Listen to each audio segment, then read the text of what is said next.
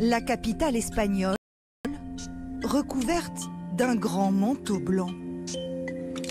Depuis le passage de la tempête Philomène, Madrid a des aires de stations de ski. Une situation inédite, les pires chutes de neige de la décennie. Écoles et tribunaux sont fermés.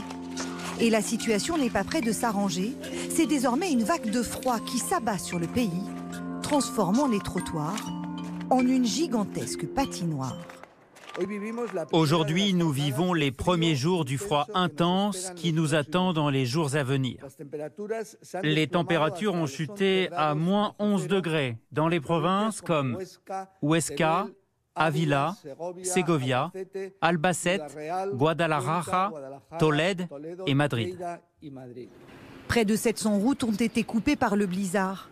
L'armée a été sollicitée pour libérer les automobilistes piégés.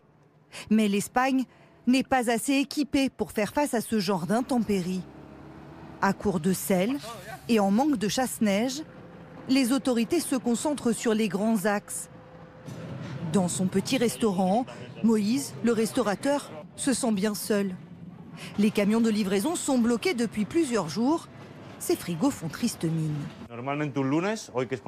Normalement, le lundi, on commence la semaine. Ici, c'est plein de caisses de produits. Les frigos sont pleins. Et aujourd'hui, c'est tout vide. Il va falloir qu'on improvise pour servir les clients. Sa cargaison pourrait bien être coincée ici, à 200 km de Madrid. Ces routiers sont bloqués depuis vendredi. Interdiction de rejoindre la capitale. José commence à trouver le temps long. On s'occupe comme on peut, on marche, on parle entre nous. Le gouvernement dit qu'il va trouver une solution, mais on n'a aucune information, on n'en sait rien. Résultat, les rayons des supermarchés paraissent désespérément vides. Presque plus de légumes, plus de poissons, plus de pain ni de viande. Au grand désespoir de ces Espagnols, inquiets de se retrouver coincés. Mais l'Espagne, comme le reste du monde, vit aussi une autre crise majeure, celle du Covid. Face à l'enjeu, certains se sont spontanément mobilisés aux abords des hôpitaux. Nous voulons que les gens puissent marcher en toute sécurité, qu'ils puissent marcher sans verglas et faire de notre mieux pour rendre les choses aussi sûres que possible.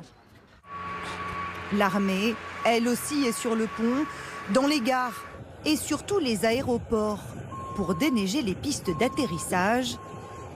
L'Espagne devait recevoir ce lundi matin un stock de vaccins contre le Covid. En ce qui concerne le lot de 350 000 doses du vaccin de la société Pfizer, qui devait arriver en Espagne ce lundi, je peux vous informer que les avions qui les transportaient ont atterri à l'heure prévue, entre 4 et 5 heures du matin, dans la demi-douzaine d'aéroports que nous avons mis à disposition.